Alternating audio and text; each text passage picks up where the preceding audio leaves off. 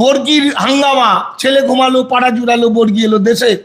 বাঙালিদের মধ্যে আরএসএস এর স্লিপার সেলের লোক কারা?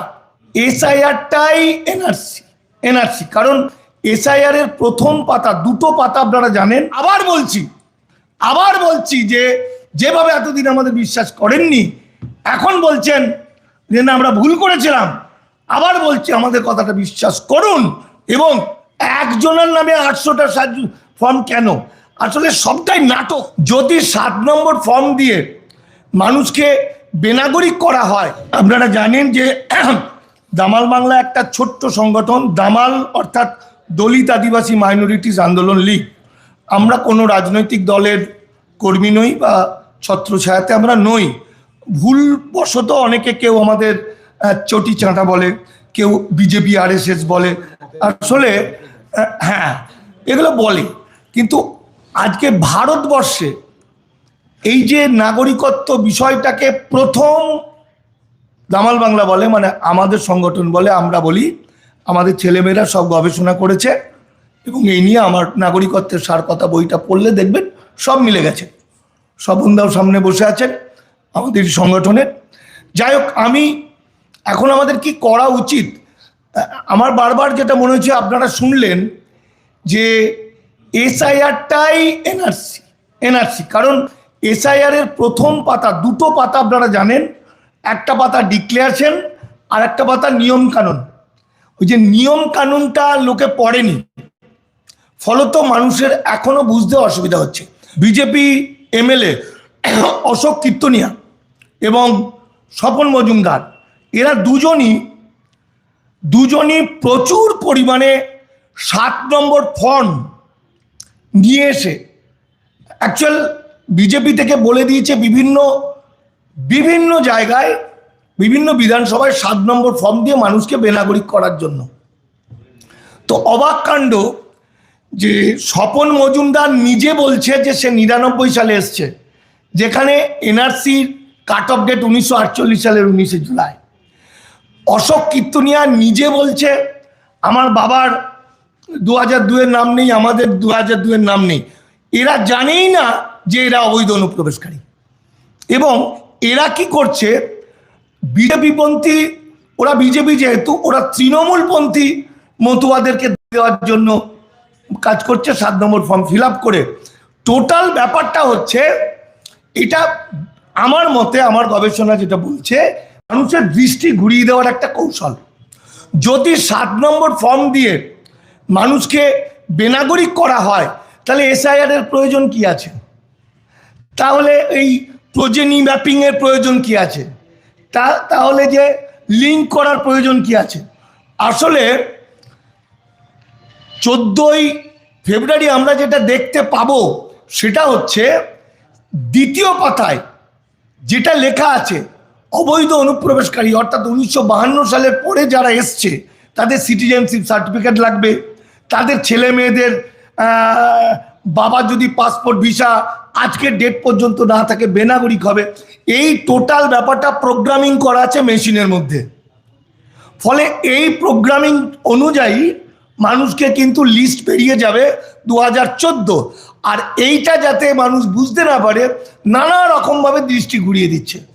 গতকালকের একটা ভিডিও দেখেছি, সেটা সম্ভবত আসানসোলের একটি লোক, একজনের নামে 1000টা এসআইআর নাকি 700 না 800টা 7 নম্বর ফর্ম, একজনের নামে 800টা ফর্ম কেন? আসলে সবটাই নাটক। তখন কিন্তু মমতা বন্দ্যোপাধ্যায় ঠিক আগের মতো আবার জননেত্রী হয়ে কিন্তু ঢাল হয়ে দাঁড়িয়েছে বুকে। আমি হতে পারি আইএসএফ, আমি হতে পারি অন্য পার্টি। মানুষ বুঝতে পারছে না।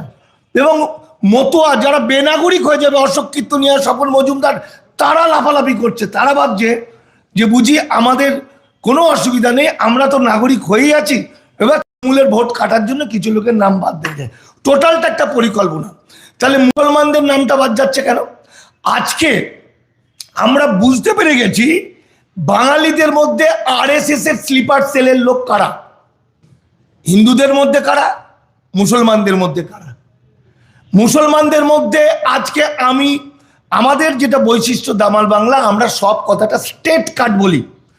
মুসলমানরা 100, 150, 200 জায়গায় সিট দিয়ে ভোট কেটে দিয়ে যাতে বিজেপিকে সহযোগিতা করা যায়, এটার জন্য নামানো হয়েছে অসংখ্য টাকা খরচ করে হুমায়ুন কবিরকে, এটার জন্য নামানো হয়েছে নওশাদ সিদ্দিকীকে, এটার জন্য নামানো হয়েছে কালকে রুহুল আমিনকে দেখলাম, সেও একটা পার্টি করছে। পূর্ব মেদিনীপুরে তার কিছু পেনিট্রেশন আছে, অনেক লোক তার বন্ধু, মানে ওকে সমর্থন করে, সেও একটা পার্টি করে কিছু জায়গায় ভোট দেখেছে। মানে মজাটা হচ্ছে ঠিক বাঙালির যখন সবচেয়ে বিপদ, যখন বাঙালি জাতিকে ধ্বংস করে দেওয়ার চেষ্টা করছে, কৃতদাস বানানোর চেষ্টা করছে, তখন কিন্তু মুসলমান নেতারা তারা লাফালাফি করছে ক্ষমতা নেওয়ার জন্য। আসলের গল্পটা কোথায় আমরা দেখেছি। আমার একটা বই বেরোচ্ছে কয়েকদিনের মধ্যে, 3-4 দিনের মধ্যে বেরিয়ে যাবে, ভাইজান মুখ্যমন্ত্রী। সেখানে তলায় লেখা আছে যে ওয়াকফ ষড়যন্ত্রের গবেষণাধর্মী বিভীষণনামা। আমি ডকুমেন্ট দিয়ে দিয়ে দেখিয়ে দেবো যে ওয়াকফের মামলায় পুরোপুরি হেরে গেল, মুসলমানদের হারিয়ে দিল, এরা বলল জিতে গেছি। একজন উকিল অ্যাডভোকেট নাম করা ফিরদৌস শামীম, তিনি দায়িত্ব নিয়েছেন পশ্চিমবঙ্গকে তুলে দেওয়ার জন্য বিজেপির হাতে। তার ঘনিষ্ঠ নওশাদ সিদ্দিকী। আপনারা পড়বেন ভাইজান মুখ্যমন্ত্রী, দেখবেন বেইমানি কাকে বলে। আমি প্রত্যেকটা তথ্য ডকুমেন্ট দিয়ে দিয়ে দিয়ে দিয়ে এটা প্রচার করব, আমি দেখাবো। সেই জায়গা থেকে বাঙালি শেষ অবস্থায়, জানি না বাংলা থাকবে কিনা। আপনারা এখন দেখতে পাচ্ছেন ট্রেনে বাসে অনেক দেখবেন হিন্দি ভাষাভাষীর লোকজন দেখছেন। হিন্দি বলা মানুষরা আমাদের শত্রু না, আমাদের মিত্র। হিন্দুই বলুক, উড়িয়াই বলুক, তামিলই বলুক, যারা বাংলায় বাস করছেন দীর্ঘদিন ধরে বাঙালি। কিন্তু আজকের ট্রেনে বাসে যে হিন্দি বলা মানুষজনের আচরণগুলো দেখলেই বুঝতে পারবেন ওদেরকে নতুন ঢুকিয়ে দেওয়া হচ্ছে। অর্থাৎ এসআইআরে প্রচুর বাঙালিকে বাদ দেওয়া যেমন হবে, সৈকত সেরকম যেটা বলল, অসংখ্য লক্ষ লক্ষ গুজরাটি, মারোয়ারি, বিহারি বাংলা বিরোধীদের কিন্তু 6 নম্বর ফর্ম দিয়ে ঢুকিয়ে দেওয়া হচ্ছে। অর্থাৎ বাংলার সুজলা সুফলা বাংলাকে ধ্বংস করতে, দখল করতে। আপনারা জানেন বর্গী হাঙ্গামা করেছিল, হাতে গৈরিক পতাকা নিয়ে ঘোড়া ছুটিয়ে একদিন নাগপুর শহর থেকে। সেই বর্গীর হাঙ্গামা, ছেলে ঘুমালো, পাড়া জুড়ালো, বর্গী এলো দেশে। আমাদের বাংলার মুসলমান সমাজ, হিন্দু সমাজ আলীবর্দী খাঁ নবাবের নেতৃত্বে আমরা সেবার রক্ষা পেয়েছিলাম। কিন্তু আজকের আরএসএস, বিজেপি যে বর্গী, এদেরই উত্তরসূরি। তার হাত থেকে বাঙালিকে বাঁচতে গেলে আমাদের একত্রিত হতে হবে। দেখুন, আমরা কোনো পার্টির নই, কিন্তু আমরা আমার বাচ্চাটাকে আমি ব্যক্তিগত, বা প্রত্যেকটা মানুষই ব্যক্তিগত মানুষ। ব্যক্তি থেকে একটা সমষ্টি, একটা সমাজ, একটা রাজ্য, একটা দেশ।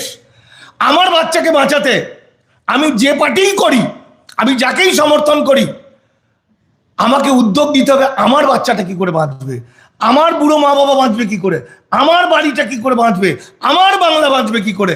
এই জায়গায় এখন আমরা কাকে ভোট দিয়ে, যদি ভোট হয়, ভোট হবে কিনা জানি না, কারণ একটা বুথে 1000 লোকের মধ্যে যদি 800, 600, 700 বাতিল হয়ে যায়, তাহলে ভোট সম্ভব নয়। তাহলে কিছু একটা ঘটনা ঘটবে। আর কেন্দ্রীয় সরকার চাইছে এপ্রিল মাসে 14 ফেব্রুয়ারি মূল লিস্ট বার করার আগে একটা রাষ্ট্রপতি শাসন জারি করে তার মধ্য দিয়েই সিআরপিএফ দেখিয়ে মস্তানি করে লিস্টটা বের করা, যাতে মানুষ আন্দোলন করতে না পারে। এটা ওদের প্ল্যানিং। কিন্তু আমার বারবার মনে হচ্ছে যে আমাদের অনেকেরই ইচ্ছা আছে একটা রাজনৈতিক দল করব। সত্যি মুসলমানরা বঞ্চিত, বাংলাতে নানা রকমভাবে মুসলমানদের উপর নানা রকম অত্যাচার, মুসলমানরা আলাদা দল করতেই পারে। কিন্তু আজকে এই সময় বাঙালি হতে হবে, বাংলাকে রক্ষা করার জন্য, না হলে আমার সন্তানকে আমরা বাঁচাতে পারবো না। আমি এই জায়গাতে বলবো যে দেখুন, কয়েকদিন আগে জননেত্রী মমতা বন্দ্যোপাধ্যায়, আমি কিন্তু মুখ্যমন্ত্রী শব্দটা ব্যবহার করছি না, জননেত্রী মমতা বন্দ্যোপাধ্যায় একটা ইঙ্গিত দিয়েছিলেন। আমাদের মাথায় এমন গোবর ঢুকে আছে, আমরা সেই ইঙ্গিতের অর্থটা বুঝতে পারিনি। উনি বলছেন উদ্বাস্তুদের জন্য, মতুয়াদের বলছে তোমরা তোমাদের অধিকার আদায় করে নাও। এটার মানে কি? তার মানে উনি একটা ইঙ্গিত পেয়েছেন কি হতে চলেছে, তাই তোমরা লড়াইয়ে নামো। আর কিভাবে বলবেন? তিনি বলছেন যে এপারের যারা মানুষ তারা রেডি হন জিনিসপত্র নিয়ে। জিনিসপত্র নিয়ে রেডি। উনি কি ব্যাগপত্র নিয়ে নিতে বলেছেন নাকি পেন কলম নিয়ে নিতে বলেছেন? অর্থাৎ উনি একটা ইঙ্গিত দিয়েছেন। তাহলে বাংলার সবচেয়ে বিপদের দিনে যখন বাঙালি শেষ হতে বসেছে, বাংলা ধ্বংস হতে বসেছে, তখন কিন্তু মমতা বন্দ্যোপাধ্যায় ঠিক আগের মতো আবার জননেত্রী হয়ে কিন্তু ঢাল হয়ে দাঁড়িয়েছে বুকে। আমি হতে পারি আইএসএফ, আমি হতে পারি অন্য পার্টি, আমি হতে পারি কংগ্রেস, আমি হতে পারি সিপিএম, কিন্তু আমার বাংলাকে বাঁচাতে, আমার সন্তানকে বাঁচাতে আমি চাইবো আমার নেতৃত্ব দিক মমতা বন্দ্যোপাধ্যায়, আমাকে রক্ষা করুক।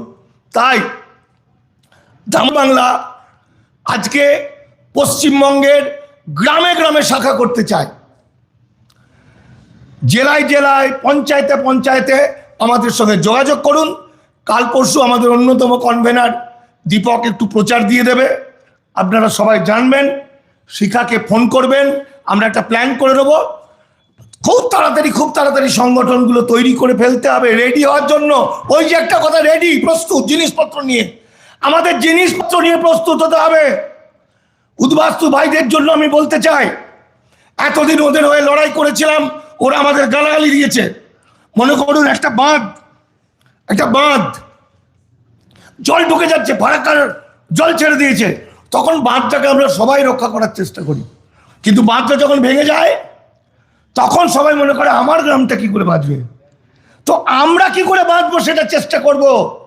আর উদ্বাস্তু ভাইরা যদি নিজেরা লড়াই করে বাঁচার জন্য, আমাদের যদি সহযোগিতা চায়, সবচেয়ে আগে আমরা যাব তাদের পাশে, কিন্তু লড়াইটা তাদের হয়ে তাদের করতে হবে, তা না হলে তাদের পাশে আমরা যাব না।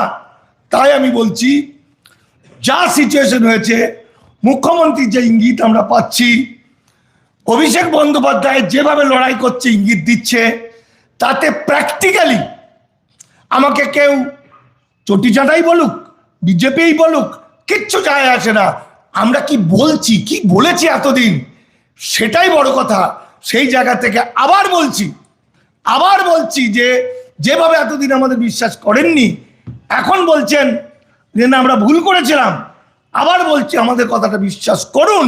এবং এই যদি নির্বাচন হয়, না হওয়ার চান্স বেশি, তাহলে এই নির্বাচনে বিজেপি নামক আমাদের জাতির শত্রুকে, মানবতার শত্রুকে, আরএসএস এর নামে ভয়ঙ্কর নরখাদককে চিরকালের জন্য ভারত থেকে তাড়া করার জন্য, বিশেষ করে বাংলা থেকে তাড়া করার জন্য আমরা সকলে জননেত্রী মমতা বন্দ্যোপাধ্যায়কে আমাদের সামনে চাই। তার লড়াই, তার সৈনিক হয়ে আমরা বাংলার কোটি কোটি মানুষ একত্রিত হয়ে লড়াই করব। দেখি আরএসএস বিজেপি আমার বাংলাকে, আমার সন্তানকে, আমার বাড়িকে, আমার মা বাবাকে, আমার পরিবারকে কিভাবে কেড়ে নেয়, ছিনিয়ে নেয়, কিভাবে আমাদের ডিটেনশন ক্যাম্পে ভর্তি পাঠায়। এই কারণে দামাল বাংলা আমরা সবাই একমত হয়ে বলছি, এই ভোট যদি বাই চান্স ভোট হয়, এই ভোটে আমরা জননেত্রী মমতা বন্দ্যোপাধ্যায় এবং তার রাজনৈতিক দলকে পূর্ণ সমর্থন করছি। এতে কোনো লুকোছাপা নাই। আমরা জ্ঞানত ভাবনা চিন্তা করে, বাংলার কথা ভেবে, বাঙালির কথা ভেবে, বাঁচার কথা ভেবে আমরা তার নেতৃত্বকে সমর্থন করছি। এটাই ছিল আমার বলা।